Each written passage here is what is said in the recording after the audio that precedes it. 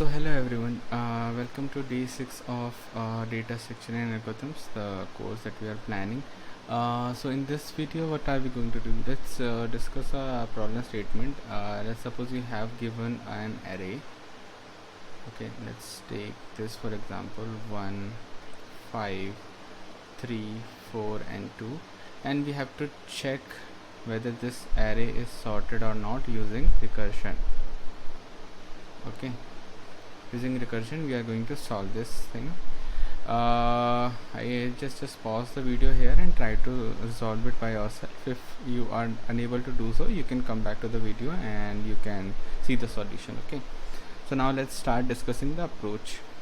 So the approach that we can possibly think of is we are going to slice it down, because in recursion we have to call the same function using a smaller list. Okay, so every time whenever we have a list, what we'll do, we will first check if the length of the array is either equals to 0 or if it is equals to 1. Then obviously the list is sorted, will simply return what? True.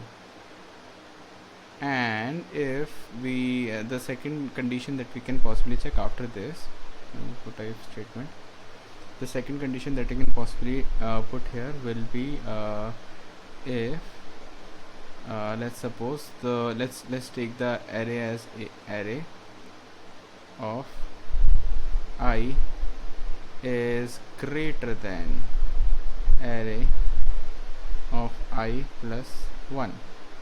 Then what will happen if this condition fulfills? Obviously the list is not sorted, so we can simply return it false from here. Correct? As simple as that. And down here we can possibly call this function recursively. So in order to do that, what we'll do, we will simply put it like a return, calling the function, what we'll name it like, is sorted.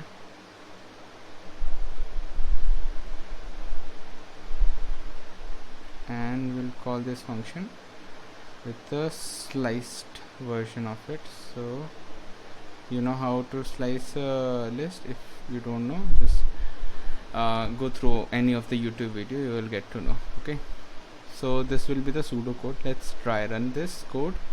So in this case, what will happen in the first iteration, we'll first check the length is 0 or not. It is not 0 and it is not 1, so it will check this array of length I is greater than equals to array of length I plus 1. Okay, we haven't initialized any I, but you can consider it to be the first element. You can write it as like array of 0 and array of 1, we can write it. Okay, that way it will also work. So it will check whether this is greater than this. No, then it will pass on. It will pass on with a sliced version. Now the newer list will be this.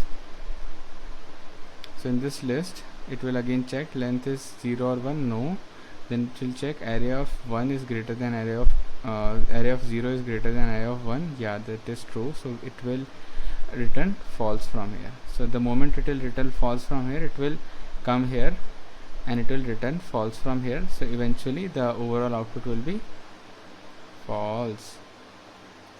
Understood? And let's take a case where list is sorted, how it will run. Let's try run this also.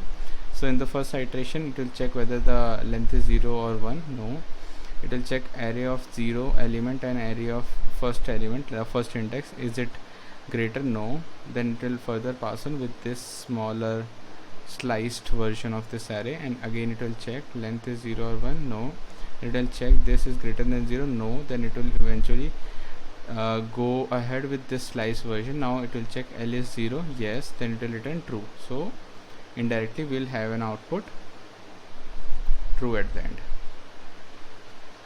Understood? So let's try to code this. Okay, let me remove this. Let me take the input from the user. You want to take it from the user, let's keep it hard coded as of now. Okay, so array, let's keep it 1, 2. First let's keep a sorted array, then we'll keep a unsorted array. Let's define a function. Define if is sorted. We are calling the array here. The base case, what we have decided for the base case, if. So first calculate the length of array, and let's keep it inside a variable called L. And the base case, think about it. What was the base case? If L equals to 0 or L equals to 1, will return what? Will return true. And if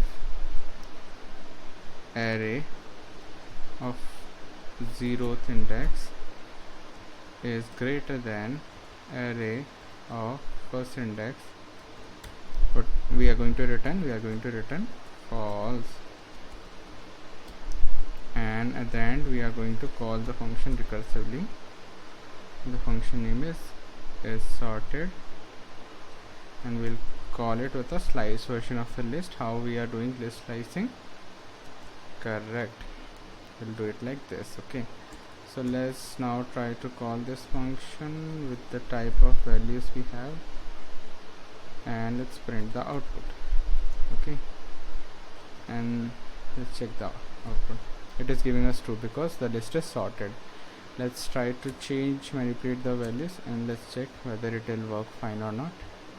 We're getting false, so it is working just fine. Okay, I'm not talking about time complexity or space complexity till this very moment, because so far we haven't discussed how to calculate one. Okay, so the moment we'll start solving each and every problem with time complexity and space complexity. Understood? If you have any doubt, just comment down below. We'll answer all your queries. Also, if you like the content, obviously subscribe and share it with your friends. Thank you. See you in the other one. Bye bye.